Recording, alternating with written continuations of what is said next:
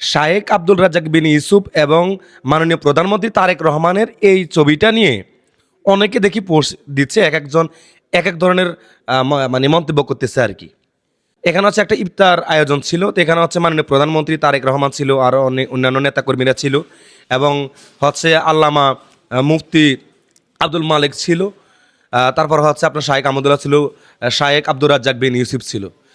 মাননীয় প্রধানমন্ত্রী তারেক রহমান হচ্ছে অনেক বিনয়ী। এখানে হচ্ছে শায়েখ আব্দুর রাজ্জাক বিন ইউসুফ হচ্ছে ওনার সাথে দাঁড়িয়ে কথা বলাটা, মানে ওনাকে দেখে দাঁড়ায় যান নাই। শায়েখ আব্দুর রাজ্জাক বিন ইউসুফ থেকে আরও মাননীয় প্রধানমন্ত্রী তারেক রহমান দোয়া নিচ্ছে। আরে ভাই, এটা তো হচ্ছে ওনার পারিবারিক শিক্ষা।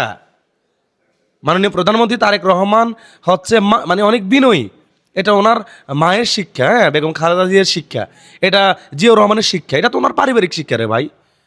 আর এখানে দেখি কিছু মানুষ দেখি এই ছবি নিয়ে পোস্ট দিচ্ছে যে উনি আলেম মসজিদে কী হয়েছে, উনি দাঁড়ায় না কেন প্রধানমন্ত্রী। ভাই, এত তেলবাজি করিয়েন না। হ্যাঁ, এগুলো হচ্ছে অতি আবেগে, অতি তেলবাজি।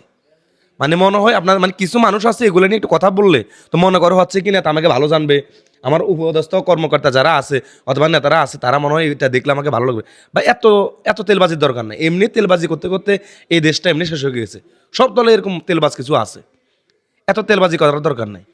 যেগুলো হচ্ছে মানে নিজের দলকে ভালোবাসে না, নিজের দলের উপকার চায় না, নিজের দলের ভালো কিছু হয় সেটা চায় না, মানে শুধু তেল মারতে জানে কিছু মানে কর্মী কিছু মানুষ আছে।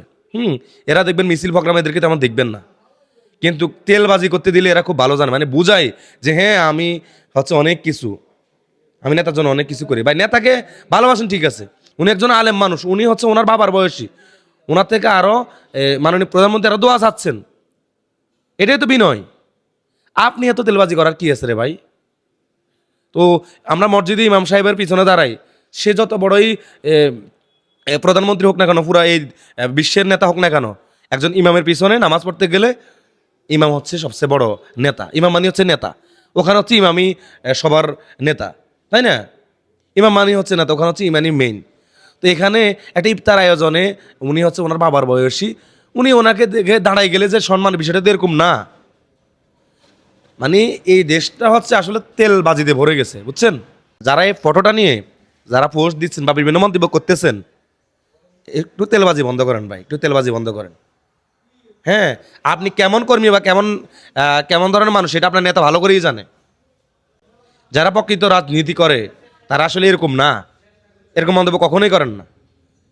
আপনি তো আর মাননীয় প্রধানমন্ত্রী তারেক রহমান থেকে বড় হন নাই, তাই না? তাহলে উনি এরকম বিনয়ী হন, উনি এত বিনয়ী দেখান, উনি এত রেসপেক্ট দেখান, আপনার সমস্যা কি ভাই?